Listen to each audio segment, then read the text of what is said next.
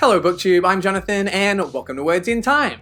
Now in today's video, I'm going to be answering the questions, why haven't many people read Deathstalker?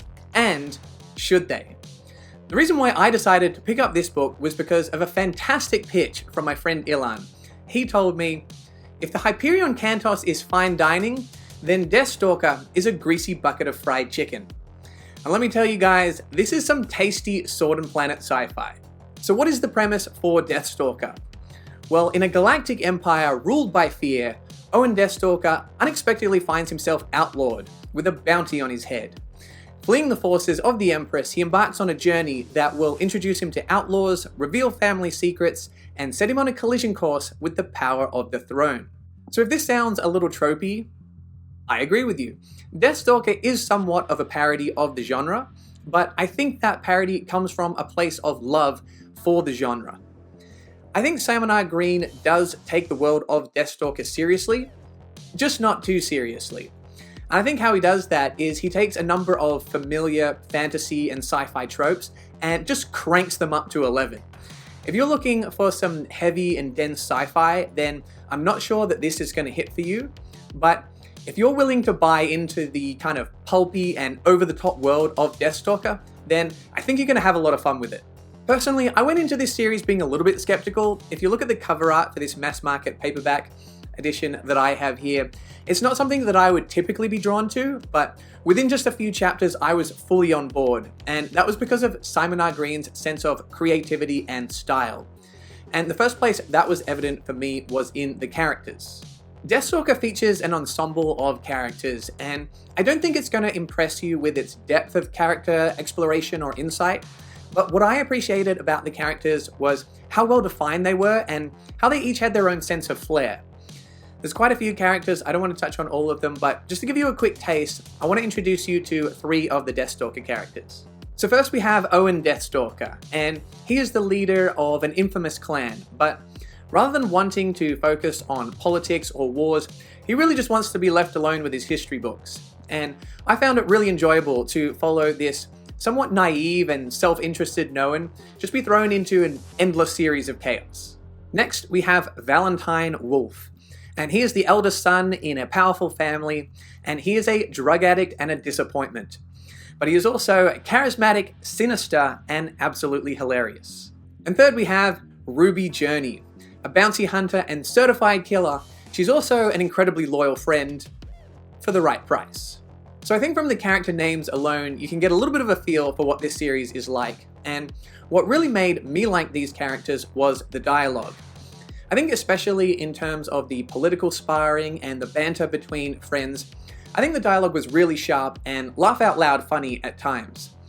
I will say in the second half of the book, when the dialogue was used to develop the plot and the characters, it did start to feel a bit expositional, and I think that hurt the momentum a little bit. But overall, I really enjoyed the dialogue, and Green did an excellent job of making me either love or hate all of his characters. In terms of the concepts, there isn't one large concept, such as time travel or multiple universes, that is driving the story, but there are a ton of really cool sci-fi concepts in this story.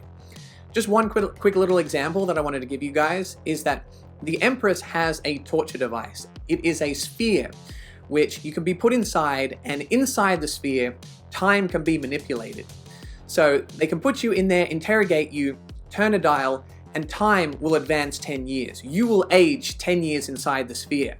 Crank it again, and they can age you from 40 years old to 70 years old in an instant in a way of trying to get you to talk. So just kind of fun, creative stuff like that I found to be really cool. When it comes to hard or soft sci-fi, this definitely leans towards the softer side of sci-fi. There is some pretty cool technology, but the science is a bit hand-wavy and Green doesn't spend a lot of time explaining it. So if you're looking for some hard sci-fi, I don't think this is going to scratch that itch, but if you're interested in reading things like blood-drinking undead soldiers, then yeah, I think this book is going to hit for you. Thematically, I don't think this is the most thought-provoking book, but there were moments of insight in regard to making a difference or decisions and choices in the face of adversity. I think for the most part, this is surface-level entertainment, but every now and again, there was a poignant line that I'd stop to reflect on. When it comes to the plot, the book does follow several threads that are somewhat separate, And Owen Deathstalker is our main character, but we didn't spend as much time with him as I expected to. Although that didn't really bother me because I did find most of the stories to be equally interesting, and when we got to the action, I found that to be incredibly entertaining and satisfying. It is a little gory at times, but Green never pushed it to the point where I found it to be off-putting. My only minor complaint about the plotting is that some of the narrative threads end in a satisfying way, and a couple of the others just end and are left for book 2. So who should read this book? Deathstalker won't work for everyone, but I think if you like the sound of what it's going for, I think it executes it really well.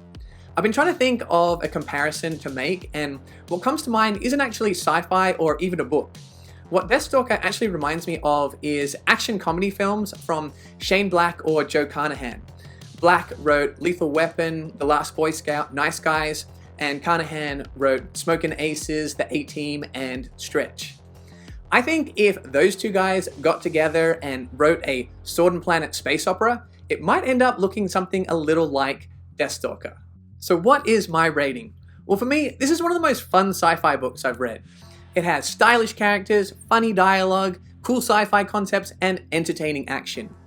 Admittedly, a little bit of unnecessary exposition and a lack of direction hurts the second half of the book, but overall, I had an absolute blast. I've already gone ahead and bought book 2. For me, Deathstalker is an 8.5 out of 10. So there you go, guys. I think more people should give Deathstalker a try. Let me know your thoughts if you've read it, or if you haven't, let me know if it's something you think you might be interested in picking up. I hope you enjoyed the video. If you did, make sure to like and subscribe, and you can find more sci-fi content over here.